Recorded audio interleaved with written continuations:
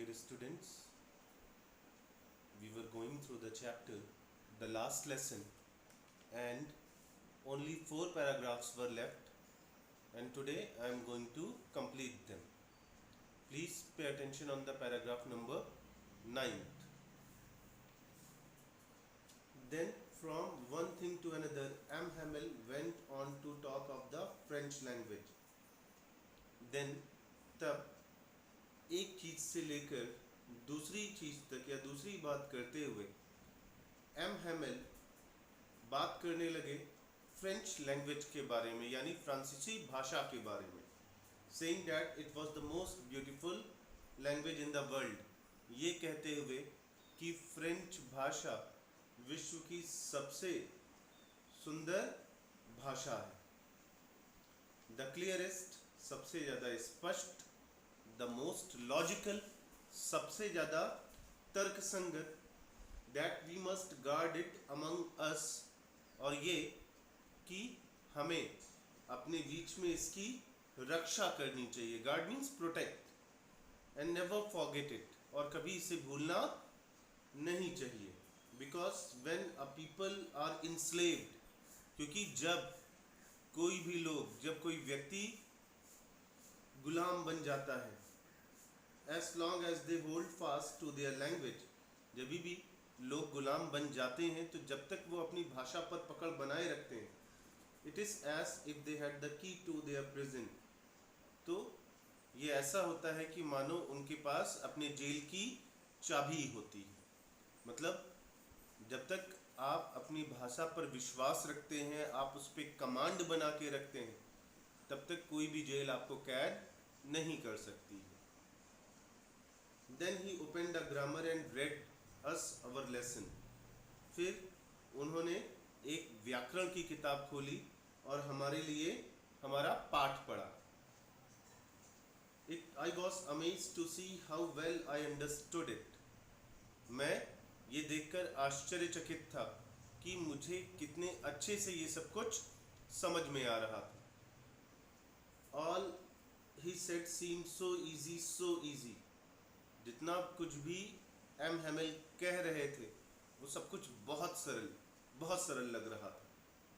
I think too that I had never listened so carefully, मुझे भी ये लगता है कि मैंने इससे पहले कभी इतने ध्यान से नहीं सुना था।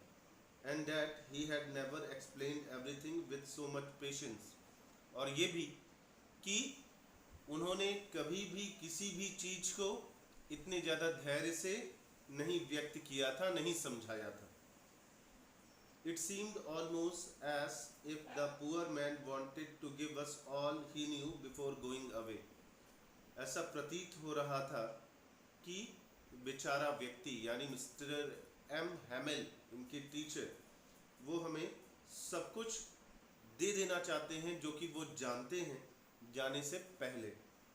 And to put it all into our heads at one stroke, और एक ही बार में, यानी एक ही बार में सब कुछ हमारे दिमाग में डालना चाहते हैं, डाल देना चाहते हैं। Clear? So let's move to the 10th paragraph. After the grammar, grammar के बाद we had a lesson in writing, हमारा लेखन का पाठ हुआ। That day M Hamel had new copies for us, उस दिन एम हैमेल हमारे लिए नई कॉपियाँ लेकर आए थे।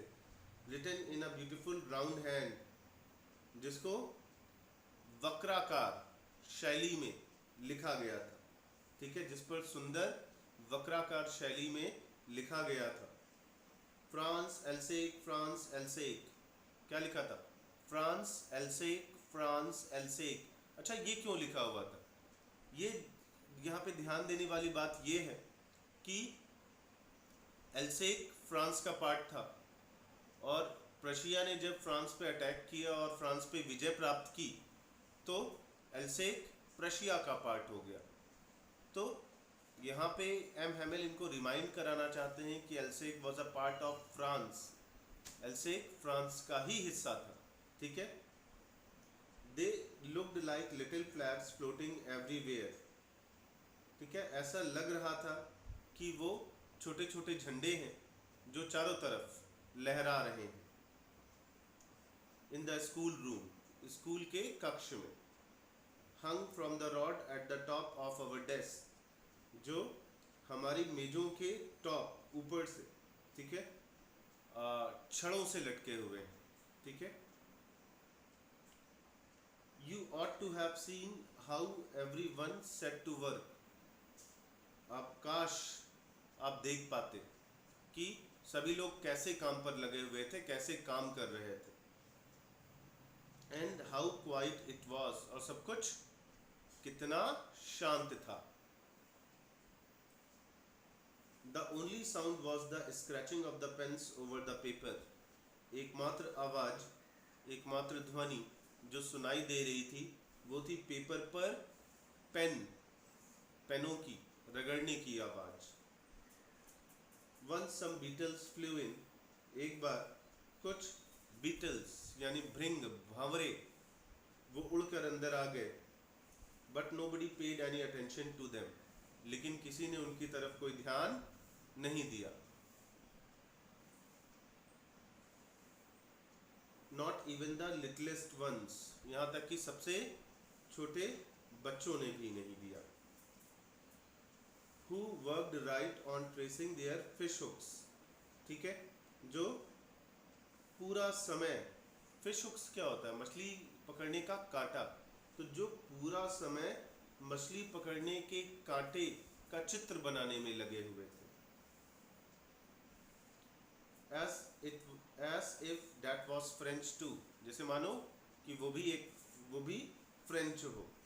On the roof the pigeons cooed very low, छत पर कबूतर बहुत धीरे धीरे, कूड यानी गुटरगू कर रहे थे। And I thought to myself, और मैंने अपने आप में विचार किया, सोचा, will they make them sing in German, क्या ये लोग इन कबूतरों को जर्मन में गाने पे मजबूर कर देंगे। इवन द पिजन्स, यहाँ तक कि कबूतरों को भी। Whenever I looked up from my writing, जब भी लिखते लिखते मैंने ऊपर देखा, I saw M. Hamel sitting motionless, मैंने देखा कि M. Hamel motionless यानी स्थिर बैठे हुए हैं। In his chair, अपनी कुर्सी पर, engaging first at one thing, और पहले किसी चीज की तरफ देख रहे हैं या घूर रहे हैं, then at other, फिर दूसरी चीज की तरफ घूर रहे हैं, as if he wanted to fix in his mind, जैसे कि मानो वो अपने दिमाग में ये फिक्स कर लेना चाहते हो, just how everything looked, कि चीज़ें कैसी लगती थी, in that little school room, उस छोटे से स्कूल के कक्ष में। fancy, fancy means कल्पना कीजिए, imagine, जरा सोचिए, कल्पना कीजिए। For 40 years he had been there in the same place, 40 वर्षों से वो वहाँ पर एक ही स्थान पर थे। With his garden outside the window, उनकी खिड़की के बाहर उनका बगीचा, and his class in front of him, और उनके सामने उनकी क्लास, just like that, ठीक है, कुछ ऐसा ही, बिल्कुल ऐसे ही। Only the desks and the benches had been worn smooth, केवल मेज और कुर्सियां, worn smooth means घिस घिस कर चिकनी हो गई थी। The walnut trees in the garden were taller, बगीचे के जो walnut trees थे, ठीक है, अखरोट के पेड़ थे, walnut means अखरोट, वो थोड़े लंबे हो गए थे। And the hop vine that he had planted himself, और वो hop vine क्या होती है, एक तरह की बेल, ठीक है, जिसको उन्होंने खुद लगाया था। Twined about the windows to the roof, वो खिड़कियों, twined about the windows, खिड़कियों से लिपटते हुए छतों तक पहुंच गई थी, छत तक पहुंच गई थी। How it must have broken his heart, कैसे उनका दिल टूट गया होगा। To leave it all, इन सब चीजों को छोड़कर जाने में। Poor man, बेचारे व्यक्ति। To hear his sister moving about in the room above, अपनी बहन की ऊपर के कमरे में मूव करते हुए, यानी आवाज सुनकर, पैकिंग देयर ट्रंक्स, जो उनके सामानों को पैक कर रही थी. ट्रंक्स मीन्स सामान. For they must leave the country next day, क्योंकि अगले दिन दोनों को ही, एम हेमेल और उनकी बहन को, दोनों को ही देश छोड़कर जाना पड़ेगा. But he had the courage to hear every lesson to the very last. लेकिन उनके अंदर हर पार्ट को अंत तक सुनने का साहस था. After the writing we had a lesson in history. Writing के बाद, लेखन के बाद हमारा हिस्ट्री में, इतिहास में एक पार्ट हुआ. And then the babies chanted their ba be bi bo बू.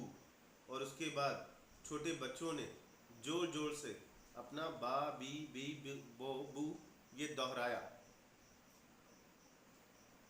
Down there at the back of the room, वहाँ पीछे, कक्ष के पीछे की तरफ, old Hauser had put on his spectacles. बूढ़े हॉजर ने अपना चश्मा पहन लिया था. And holding his primer in both hands, और दोनों हाथों में अपनी प्राइमर को पकड़े हुए. ठीक है, प्राइमर क्या होती है? किसी भी सब्जेक्ट की जो इंट्रोड्यूसिंग बुक होती है, ठीक है, उसको हम प्राइमर कहते हैं. पोथी, बाल पोथी. और अपने दोनों हाथों में बाल पोथी पकड़े हुए spelled the letters with them, उसकी सहायता से लेटर्स को स्पेल कर रहे थे, यानी बोल रहे थे. ठीक है. And it was so funny to hear him, और उनको सुनना इतना हास्यास्पद था. That we all wanted to laugh and cry, कि हम सब एक साथ हंसना और रोना चाहते थे. Ah how well I remember it.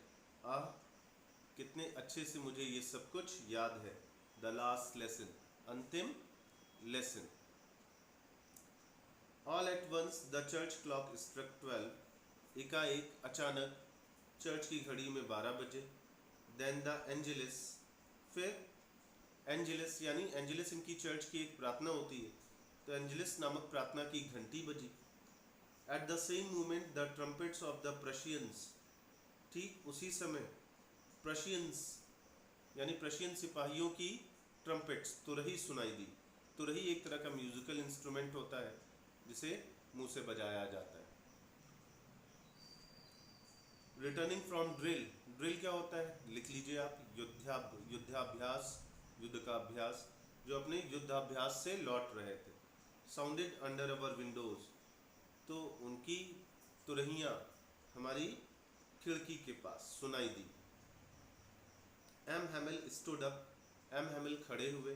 Very पेल, ठीक है, बहुत पीले, यानी बहुत कमजोर, बहुत पीले से दिख रहे थे. इन हिज चेयर, अपनी कुर्सी से खड़े हुए. I never saw him look so tall.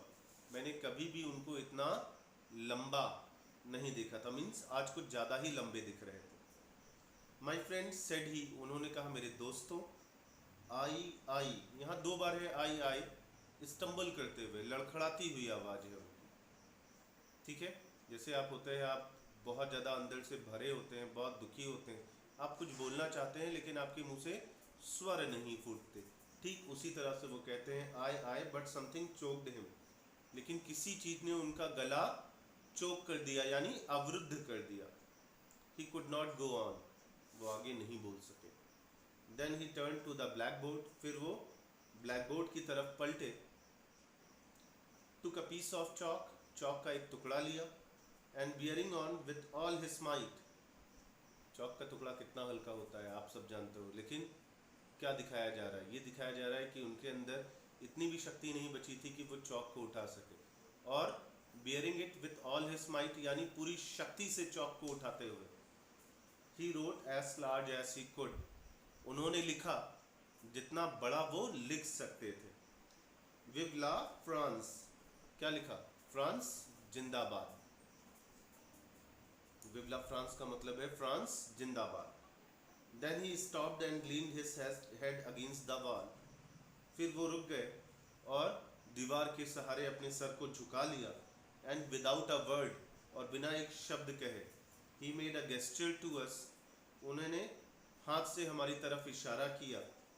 With his hand, अपने हाथों से हमारी तरफ एक इशारा किया, स्कूल इज डिसमिस्ड, ठीक है, स्कूल की छुट्टी हो गई है, यू मे गो, अब आप जा सकते हैं। तो देखा आपने, बहुत ही इंटरेस्टिंग चैप्टर था और अपनी लैंग्वेज के बारे में बताता है कि हमें अपनी मातृभाषा से प्रेम करना चाहिए। और जब एल्सेक, लोरेन, ये प्रशिया के द्वारा इन पर अधिकार कर लिया जाता है, तो कैसे एम हैमिल को, जो कि एक फ्रेंच टीचर हैं, उनको वहाँ के विद्यालय से हटा दिया जाता है और एक नए जर्मन टीचर को अपॉइंट किया जाता है वहाँ जर्मन सिखाई जाने के लिए, ठीक है। तो ये चैप्टर यहीं पे कंप्लीट हुआ। लॉन्ग आंसर्स आपको भेज दिए गए हैं, एक्सरसाइज भेज दिए गए हैं, शॉर्ट आंसर्स बचे हैं वो आपको कल सेंड कर दिए जाएंगे। Thank you very much.